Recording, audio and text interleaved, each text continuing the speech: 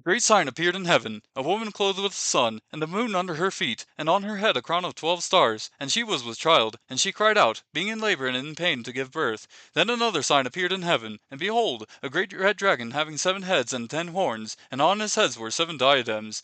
And his tail swept away a third of the stars of heaven and threw them to the earth. And the dragon stood before the woman who was about to give birth, so that when she gave birth he might devour her child. And she gave birth to a son, a male child, who was to rule all the nations with a rod of iron, and her child was caught up to God and to his throne.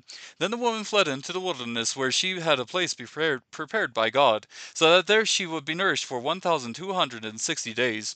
And there was war in heaven, Michael and his angels waging war with the dragon. The dragon and his angels waged war, and they were not strong enough, and there was no longer a place found for them in heaven. And the great dragon was thrown down, and the serpent of old, who is called the devil and Satan, who deceives the whole world, he was thrown down to the earth, and his angels were thrown down with him. Then I heard a loud voice in heaven, saying, Now the salvation, and the power, and the kingdom of our God, and the authority of his Christ have come, for the accuser of our brethren has been thrown down, he who accuses them before our God day and night.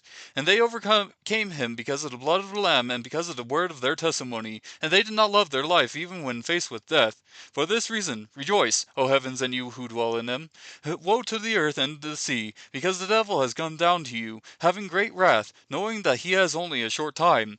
And when the dragon saw that he was thrown down to the earth, he persecuted the woman who gave birth to the male child. But the 2 wings of the great eagle were given to the woman, so that she could fly into the wilderness to her place, where she was nourished for a time and times and a half time, from the presence of the serpent. And the serpent poured water like a river out of his mouth after the woman, so that he might cause her to be swept away with the flood.